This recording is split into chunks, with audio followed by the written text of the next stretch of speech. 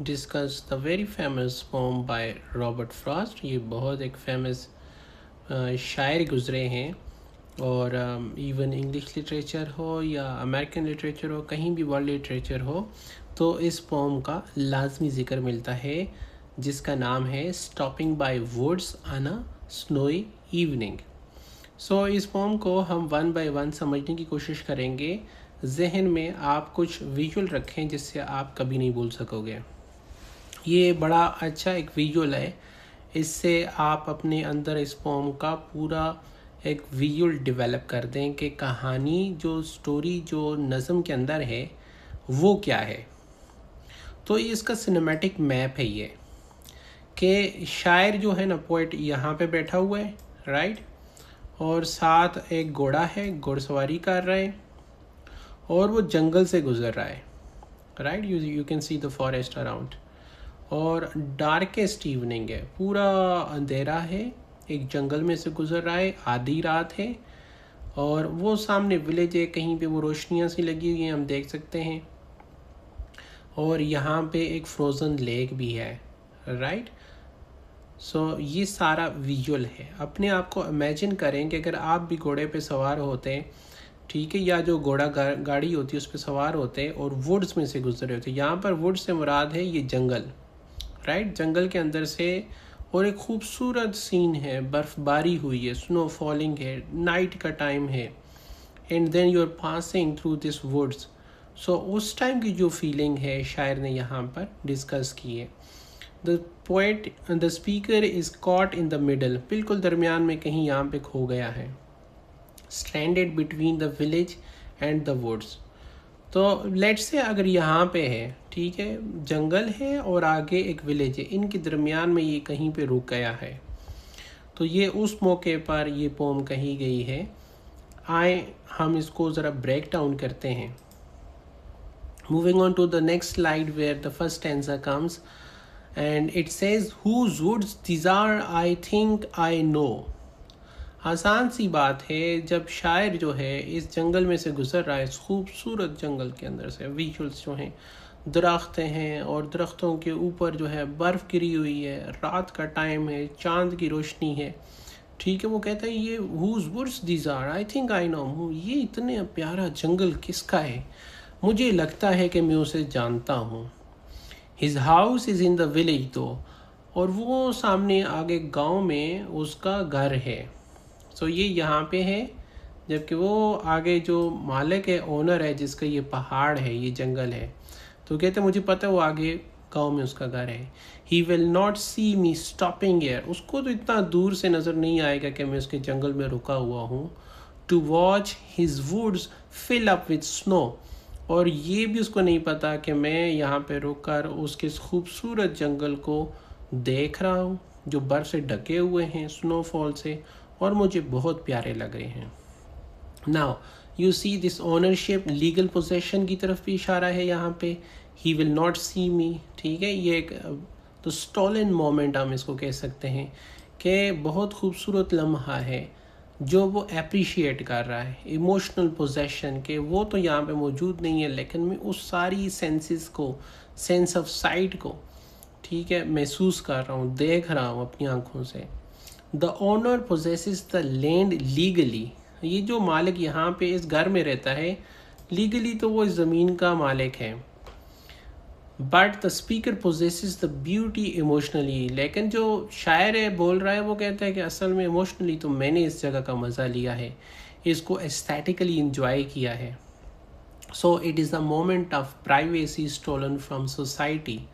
तो ये कितना खूबसूरत एक्सप्रेशन है, it is a moment of privacy stolen from society. तो ये एक तरह की प्राइवेसी है, लोगों से बचकर, दुनिया से हटकर खूबसूरत नज़ारों के अंदर खो जाने की। तो ये इसके पहले स्टैंजा की एक्सप्लेनेशन है। Let's move on to the second stanza. Now this one says my little horse must think it queer. तो यहाँ पे मेरा जो कहते हैं घोड़ा है, वो थोड़ी देर के लिए रुक गया है और थोड़ा सा कंफ्यूज सा लग रहा है, सरप्राइज्ड है, to stop without a farm house in near, और वो सोच रहा है कि हमें आगे फार्म हाउस भी नहीं है, जंगल में हम क्यों रुके हैं। क्वेश्चन कर रहा है, between the woods and frozen lake. तो वो जो हमने पीछे देखा था कि जंगल के और झील के दरमियान कहीं खो गए हैं, तो घोड़ा जो इज़ क्वाइट सरप्राइज्ड कि यहाँ पे हम क्यों रुके हैं, the darkest evening of the year, जबकि बहुत कुछ अंधेरा है यहाँ पे।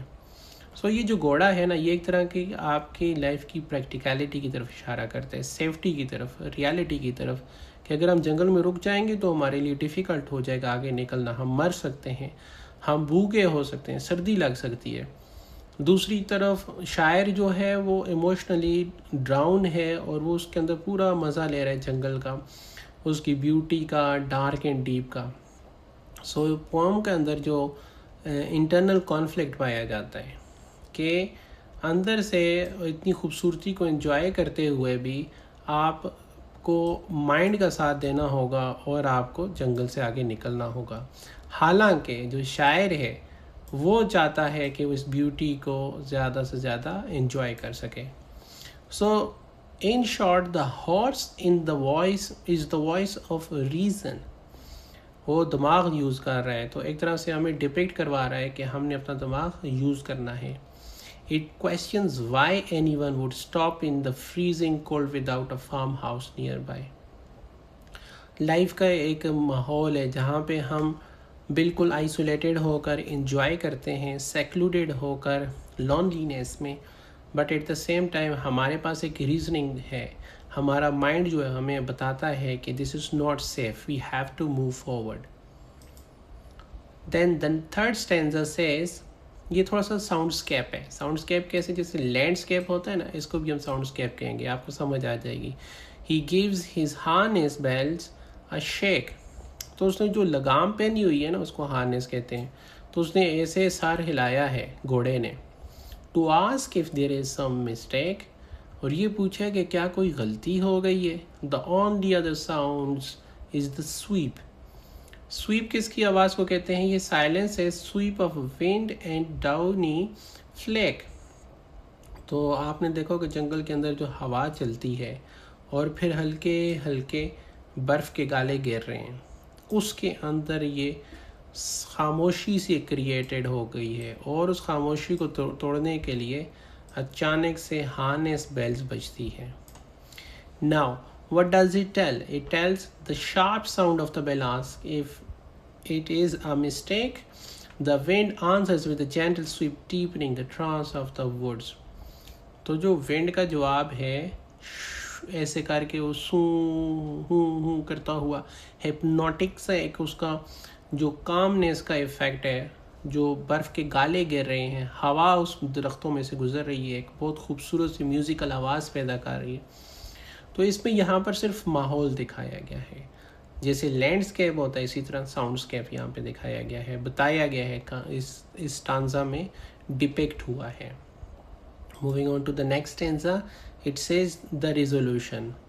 क्या होता है इसमें, the woods are lovely dark and deep but I have promises to keep and miles to go before I sleep, and miles to go before I sleep.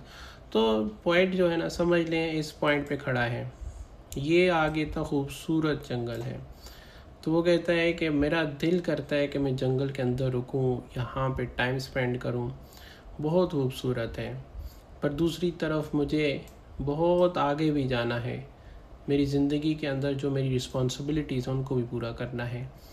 तो ये उसके दरमियान की एक सिचुएशन है। और एक और बात यहाँ पे, फर्स्ट टाइम जब promise miles to go before I sleep की बात हो रही है तो वो रेस्ट की है, राइट। जब दूसरी दफ़ा बात हो रही है स्लीप की तो वो हिंट देता है डेथ की। ठीक हो गया। तो इन दोनों बातों को जहन में रख के आपने पोम को समझना है। और द चेन राइम यही है कि A B B C C D C and D D D D. ये आप पोम दोबारा खोलोगे तो सारी स्ट्रक्चर सामने आएगी। तो एंड पे जो राइमिंग आ रही हैं तो वो उनकी ऐसे ही है। सो ये unrhymed line of one stanza to start the rhyme of the next. This creates a chain that pulls the reader forward, preventing a full stop until the pattern finally resolves in the last stanza. तो ये एक तरह की poem के अंदर stanza की chain बनी हुई है, म्यूज़िकल है और आपको होल्ड करती है अनलेस आप बिल्कुल चारों को कंप्लीट कर सकें। अगर आप यहाँ पे देखें ना, 3 ए हैं और एक बी वाली साउंड है, फिर यहाँ पे बी है और सी वाली साउंड है, यहाँ पे सी है, एक साउंड है। तो ये हिंट दे रहा है जब बी आ रहा है तो नेक्स्ट में 3 बी होंगे, जब सी आ रहा है तो नेक्स्ट में 3 सी होंगे एंड देन 4 डी होंगे। ये आपके एक तरह से माइंड साइकोलॉजी के साथ खेलने वाली बात है और वहाँ पे आपको म्यूज़िकल एक्सप्लेनेशन मिल रही है। सिंबॉलिज्म क्या है इस पोम में? तो वर्ड्स को देख के 3 सिंबल याद आते हैं। एक वहाँ पे सुकून था, पीस का जिक्र है, मिस्ट्री है, बहुत कुछ पता नहीं होता, जैसे एस्केप भी है, डेथ भी है। हॉर्स को देखकर आपने याद रखना है कि सोसाइटी का जिक्र है, रीज़न का जिक्र है एंड रियलिटी का जिक्र है। Then moving on to the snow and darkness, it talks about isolation, मतलब अकेला रहना, सॉलिट्यूड सेम वही है, द अननोन, और कई ऐसी चीज़ें जिनका हमें नहीं पता।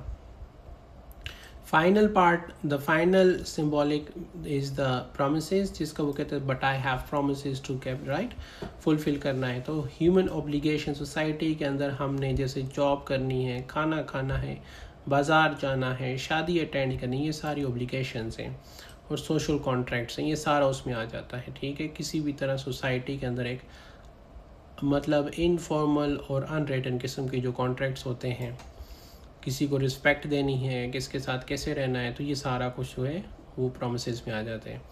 And then the conflict isn't about snow, it is philosophical between enjoying life quiet moments and fulfilling our obligation. सादा अल्फाज में आपने दुनिया को इंजॉय भी करना है एस्थेटिकली, उसको महसूस भी करना है, but at the same time उसके अंदर स्टक नहीं होना है, आपने आगे भी उसको एंजॉय करना है। और साथ साथ अपनी जो दुनिया की रिस्पॉन्सिबिलिटीज़ हैं, जो आपकी जॉब्स हैं, रिलेशनशिप्स में, ठीक है, या आगे आपके जो फैमिली में हैं, कहीं पे भी, जॉब पे भी, वर्क स्पेस पे भी, आउटसाइड फ्रेंड्स में भी, तो वो सारी कंप्लीट भी करनी है। ये इसकी फ़िलोसॉफिकल स्ट्रगल है ह्यूमन बीइंग के अंदर कि उसने ये सारा कुछ कंप्लीट करना है, वरना तो जंगल में वो रुक सकता था। ठीक है, 2 चीज़ें थी, एक अपनी सेफ्टी थी, दूसरा उसका जो सोसाइटी के साथ एक कॉन्ट्रैक्ट बना हुआ है वो पूरा करना था। एंड देन वोकेबलरी अगर देखें तो जो क्यू हमने पढ़ा था स्टार्ट में, वो हॉर्स जो पूछ रहा था कोई स्ट्रेंज चीज़ हो उसके लिए वर्ड यूज़ होता है। हार्नेस, ये जो लगाम होती है, जो स्ट्रैप होती है घोड़े को कंट्रोल करने के लिए। डाउनी, वो कोई भी सॉफ्ट और क्या कहते हैं, पर की तरह बर्ड के बहुत नीचे गिर रही हो तो हम उसको डाउनी कहते हैं, डाउन से निकला downy, right. And then the sweep, gentle continuous movement, right, उसके लिए हम इस्तेमाल करते हैं word sweep. Frost intentionally use a simple monosyllabic, ठीक है, and words to create a complex hypnotic rhythm that mimics the falling snow. ठीक हो गया, तो उसने ऐसे वर्ड्स को क्रिएट किया है जिससे लगता है जैसे बर्फ़ गिर रही हो। पोएम के अंदर भी इसी तरह की राइमिंग पाई जाती है। And the master take away from this poem क्या मिलता है, हमने इस नज़म से क्या सीखा कि true maturity is the ability. कैसी एबिलिटी है ये मैं ज़रा आपको आगे एक्सप्लेन करता हूँ। तो ये maturity is the ability to pause, समझदारी यही है कि खूबसूरत कुछ भी नज़र आए वहाँ पे रुक जाओ, एडमायर करो, उसकी तारीफ़ करो, ठीक है। The woods without dropping your pack, उसको इंजॉय करके, ये नहीं वहीं पे ढेर हो जाना है, वहीं पे बैठ जाना है, बल्कि उसको इंजॉय करके, अप्रिशिएट करके फिर आगे चले जाना है। ये इतनी सी बात है, राइट। एंड देन आपने ये भी सीखना है कि वी मस्ट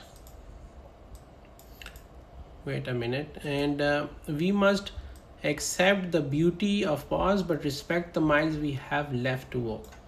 अगेन वही बात कि आपने अपनी रिस्पॉन्सिबिलिटी भी पूरी करनी है, सिर्फ एंजॉय नहीं करना। So that was all today from this poem stopping by woods on a snowy evening. Hopefully आपको अच्छा लगा होगा और ये सारे विजुअल्स आपको कभी नहीं भूलेंगे। दरमियान में यहाँ पे वो रुक गया है, यहाँ पे खूबसूरत झील है, यहाँ पे जंगल है, आगे उसके ओनर है जो विलेज में रहता है, डार्केस्ट इवनिंग है, ज़िंदगी भी पूरी करनी है, रिस्पॉन्सिबिलिटीज़ भी, और इस खूबसूरती को एंजॉय भी करना है। आपको कैसी लगी ये पोएम और एक्सप्लेनेशन फीडबैक में ज़रूर बताइएगा। कोई क्वेश्चन हो feel free to ask. Thank you so much for watching.